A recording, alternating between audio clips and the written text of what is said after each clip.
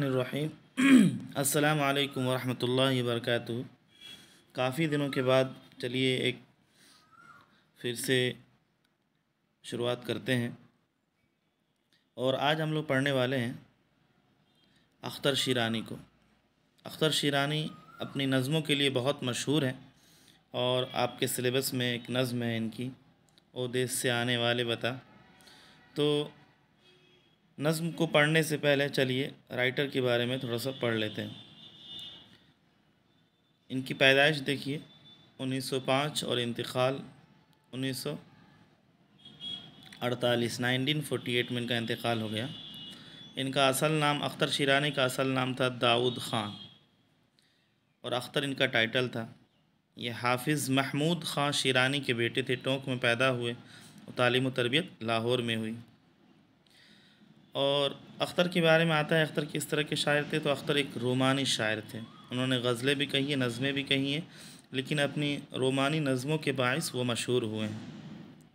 हुब्बुल वतनी, देशभक्ति के ऊपर इनकी नज़मों का मौजू होता है। इनकी नज़में पढ़कर अपनी मोहब्बत और वतन की खातिर क़ुरबानी के लिए पढ़कर अंदाज़ा होता है कि वो तैयार रहते थे। आज हम लोग उनकी मशहूर नज़म पढ़ने वाले हैं, ओ देश से आने वाले बता।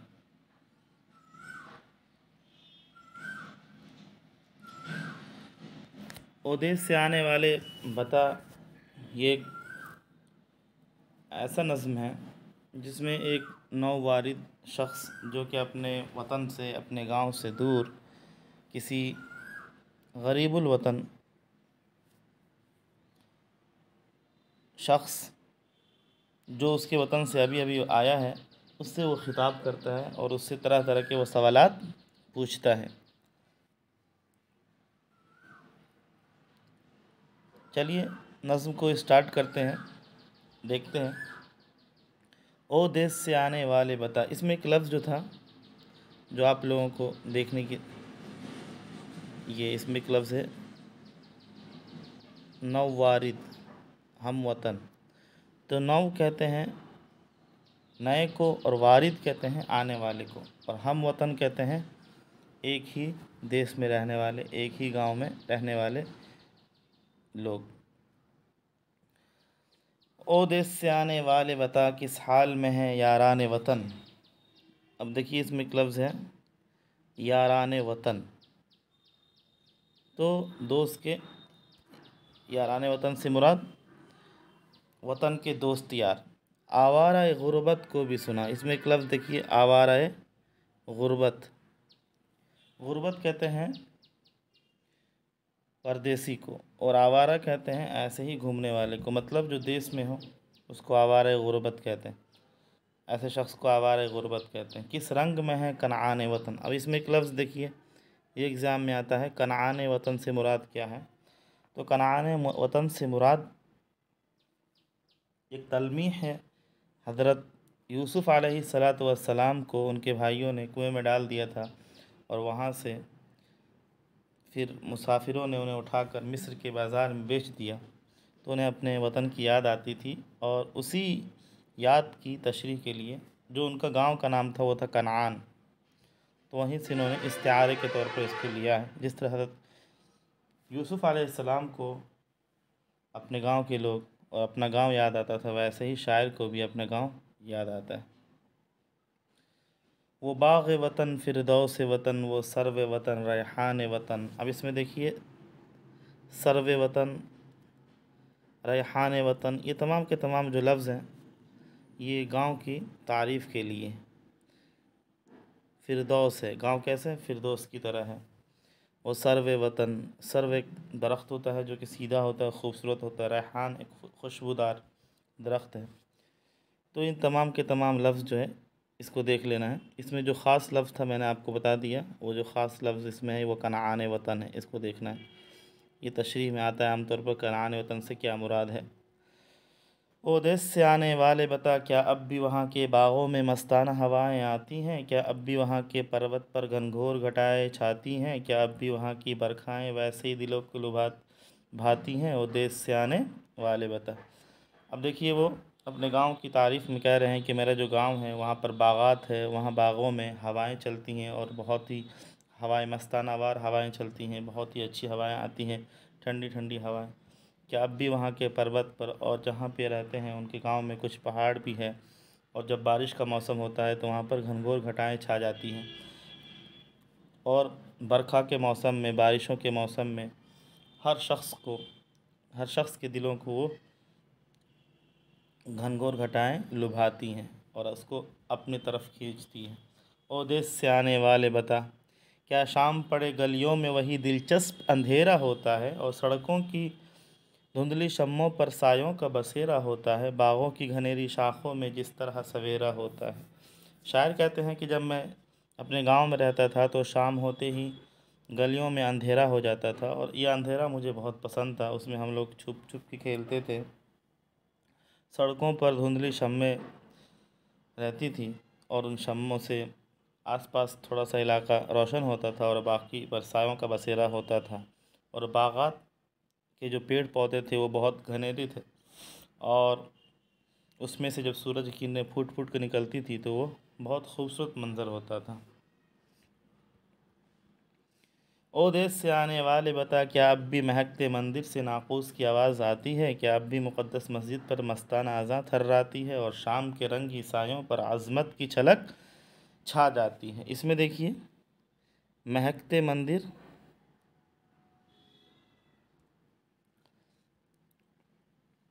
मंदिर तो महकते हैं आपको पता है, क्योंकि मंदिरों में अगरबत्ती को जलाया जाता है और दूसरे लोमान वगैरह को जलाया जाता है। तो और नाक़ूस लफ्ज़ क्या है, ये नाक़ूस,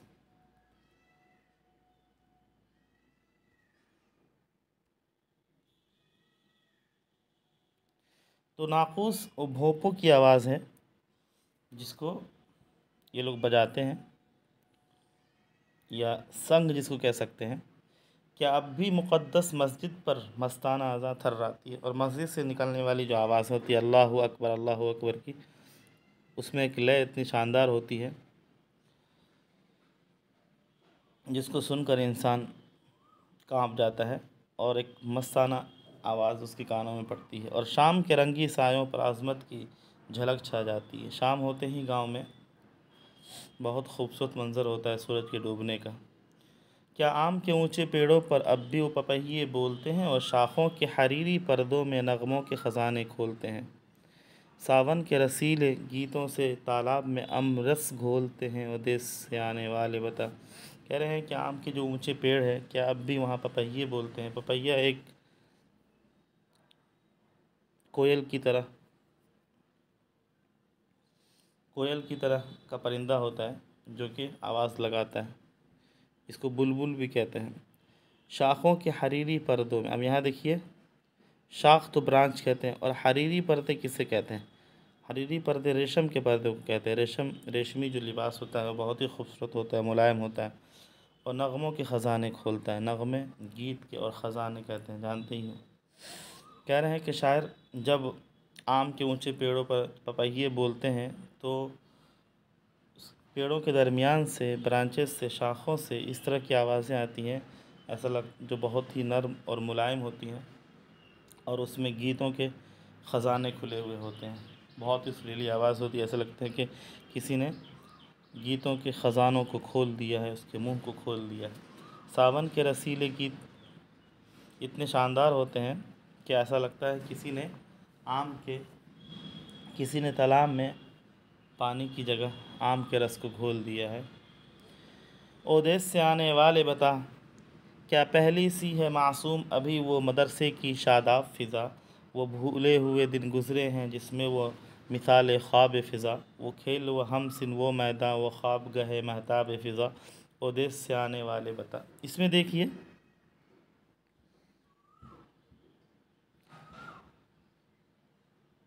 इसमें एक लफ्ज़ है हमसिन। तो हमसिन हम उम्र हमजोली शख्स को कहते हैं हम सिन। इसी तरीके से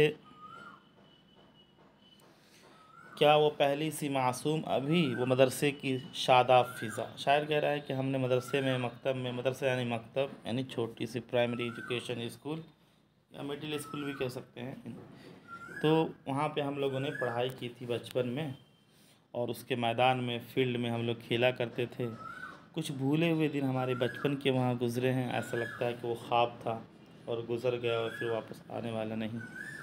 वो खेल का जो मैदान था, वो हम उम्र लड़के थे, ऐसा लगता है कि वो ख्वाबगाह थी, हमारी ख्वाबें थी और चांदनी की जैसी ख्वाबें थी। ओ देश से आने वाले बता, क्या अब भी किसी के सीने में बाकी है हमारी चाह बता, क्या याद हमें भी करता है यारों में कोई आह बता। ओ देश से आने वाले बता, लिल्लाह बता, लिल्लाह बता। कह रहा है कि हमें आए हुए काफ़ी दिन गुज़र चुका है, लेकिन हमारे चाहत किसी के दिल में है। क्या हमें भी कोई गांव में याद करता है यारों में हमें कोई आह बता, कोई हमें याद करता है। लिल्लाह बता, लिल्लाह बता, लिल्लाह बता, अल्लाह के वास्ते बता। ये कसम है, किसी को कसम देना हो किसी बात के लिए, उस पर प्रेशर डालने के लिए, तो कहते हैं अल्लाह के वास्ते बता, तो लिल्लाह बता। यहाँ पे शायद बेचैन हो जाता है अपने दोस्तों को याद करके, और वो जुनून की कैफियत में कह गुज़रता है, अल्लाह के वास्ते मुझे बता और जल्दी से बता।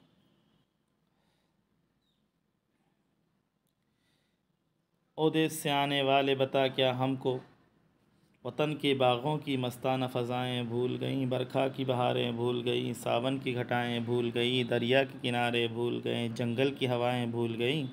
ओ देश से आने वाले बता। इसमें भी शायद देखिए अपने वतन की तारीफ़ कर रहा है और कह रहा है कि वतन के बागों की जो मस्ताना हवाएं थी, क्या हमें अब याद नहीं आती, या वो हमें याद नहीं करती। बरखा की बहारें, सावन की घटाएं, दरिया के किनारे, जंगल की हवाएं, ये हमें याद नहीं रखती, क्या हमें याद नहीं करती। क्या गांव में अब भी सावन में बरखा की बहारें छाती हैं मासूम, घरों से भोर भय चक्की की सदाएं आती हैं, और याद में अपने मैके की बिछड़ी हुई सखियां गाती हैं। और देश से आने वाले बता। इसमें देखिए शायर कहता है कि गांव में अब भी सावन के महीने में बरखा की बहारें छाती है और सुबह होते ही चक्की की आवाज़ आती। पुराने ज़माने में चक्कियाँ, ये जो इलेक्ट्रॉनिक चक्कियाँ हैं, मशीन हैं, उस तरह की नहीं हुआ करती थी। घर में जाता हुआ करता था, पत्थर का जो दो पार्ट हुआ करता था, उसी में ये लोग सुबह होते ही औरतें, घर की जो औरतें होती थी, बर्तन वगैरह साफ़ करके, घर वगैरह को साफ़ करके, झाड़ू पोछा लगाने के बाद वो लोग जांते के पास बैठ जाते थे, उसमें चावल वगैरह को पीसते थे, बाजरे वगैरह को, और फिर वो रोटी बनाते थे। और डेली ऐसा होता था। हम लोग यहाँ पे तो 10 केजी, 15 केजी, 25 केजी का आटा का बोरी आ जाता है, या हम लोग चक्की पे जाके पिसा लेते हैं।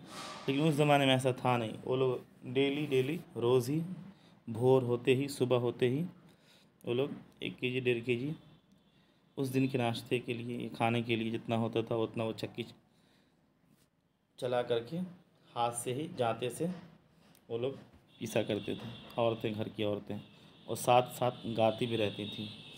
जो नई नवेली दुल्हनें होती थी, वो अपने गांव की याद में रोती रहती थी और गीत भी गाती रहती थी।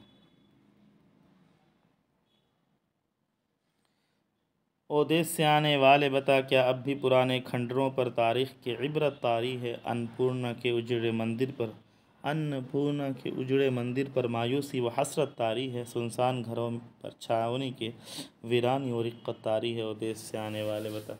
अभी देखिए शायर अपने पुराने बचपन के दिनों के और दोस्तों के उस ज़माने को याद करके बिल्कुल एक मस्त था और उसकी यादों में खोया हुआ था और इन्जॉय कर रहा था। लेकिन आखिरी वक्त में उसने पुराने खंडरात को बयान करके, अन्नपूर्णा के जो मंदिर थे वो उजड़ गए और जो हिस्टोरिकल प्लेस थे वो तबाह हो गए हैं, उसमें रहने वाले लोग ख़त्म हो गए।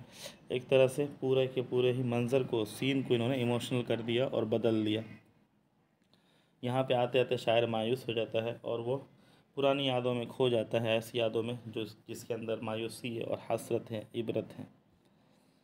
अन्नपूर्णा के मंदिर, ये हिंदुओं का मंदिर होता है, देवी का।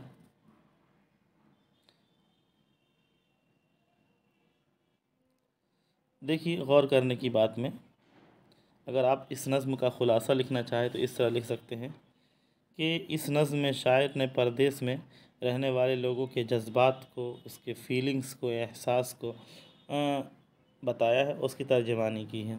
किस तरह उन्हें परदेश में रहते हुए अपने देश की एक एक चीज़ याद आती है। जैसे कोई लड़की हो, अपने मायके में से दूर हो, तो वो एक एक चीज़ को, अपने घर की एक एक चीज़ को याद करती रहती है। और बंद के आखिरी नज़्म में उरूज़ ज़वाल की दास्तान को उन्होंने बयान किया 3 मिसरों में कि एक वक्त था जब किला और हवेली बारौनक हुआ करते थे। किले के अंदर और हवेलियों के अंदर शहज़ादे, शहज़ादियाँ और उनकी बीवियाँ, नवाबों की बीवियाँ रहा करती थी। मगर वो जब उनके मकीन नहीं रहे, उसमें रहने वाले ही मर गए, उनके मकान सूने हो गए और वो खंडरात में तब्दील हो गए और अब वहाँ पर सिर्फ उल्लू रहते हैं। अब देखिए, मैंने पहले बताया था नज़्म के पहले बंद में आवारा गुर्बत और कनान वतन से शायर की क्या मुराद है। तो आवारा गुर्बत से मुराद इधर उधर फिरने वाला शख्स अपने गांव से दूर, और कनान वतन से मुराद उसका गांव है। इसमें तलमीह के तौर पर शायर ने इस्तेमाल किया, जिस तरह हज़रत यूसुफ़ अलैहिस्सलाम अपने गांव की याद में रोते रहते थे। तो ये हो गया। ये एग्ज़ाम में हमेशा ही आता है। इस वाले नज़्म के जो क्वेश्चन आंसर है आप लोगों को ज़रूर याद कर लेना चाहिए, और ये हमेशा ही आता है। याद करेंगे तो आपके लिए ही फ़ायदेमंद रहेगा। ठीक है, ये वाला आप याद कर लीजिए। दूसरा वाला देखिए, परदेश में वतन से आने वाले शख्स से शायर बेताब होकर क्या क्या पूछता है। तो वो तरह तरह की चीज़ें पूछता है कि उसके मकतब के हम उमर जो दोस्त थे, क्या उन्हें याद करता है। आम के पेड़, सावन की घटाएं, बरखा की बहारें, तालाब के किनारे, और क्या कहते हैं आम के पेड़ों और मौसम, तमाम चीज़ें, गांव के रहने वाले लोग, मकतब, मदरसा, और हर चीज़ें उसे एक एक चीज़ उसके गांव की याद आती, और हर एक चीज़ के बारे में वो बेताब होकर पूछता है। अब यहाँ पे देखिए, शायर ओ देश से आने वाले बता लिल्लाह बता से शायर के किस एहसास का। तो शायर, इसमें शायर की बेचैनी का एहसास हो रहा है कि वो शायर चाहता है कि हर चीज़ को जो उसके गांव से मुताल्लिक़ है वो जल्दी जल्दी पूछ ले। अब इसमें देखिए, शाखों के हरीरी पर्दों में नगमों के ख़जाने कौन खोलता है। तो ये भी क्वेश्चन बहुत ख़ास है, एग्ज़ाम में आता है, इसको भी आपको देख लेना है। शाखों के हरीरी पर्दों में नगमों के ख़जाने खोलने से मुराद ये है कि जब मौसम बहार होता है तो शाखों पर परिंदे बोलते हैं, और शाख के जो ब्रांचेस हैं वो हिलते हैं हवा से, उसकी पत्तियां आपस में एक दूसरे से जब मिलती है तो इस एक खूबसूरत आवाज़ निकलती है सरसराहट की, जिसको शायर ने नगमों के ख़जाने खोलने से ताबीर किया है। ठीक है, ये वाला बहुत ही हॉट क्वेश्चन है, एग्ज़ाम में आता है ये और ये। इन दोनों को आप अच्छे से पढ़ लीजिए, देख लीजिए। इस नज़्म में तलमीहात भी इस्तेमाल किया गया है, इस्तिआरात इस्तेमाल किया गया। मैंने जब पढ़ाया था तो मैंने निशानदही की थी, आप उसको देखिए गौर से। ठीक है, अस्सलामु अलैकुम व रहमतुल्लाहि व बरकातुहू।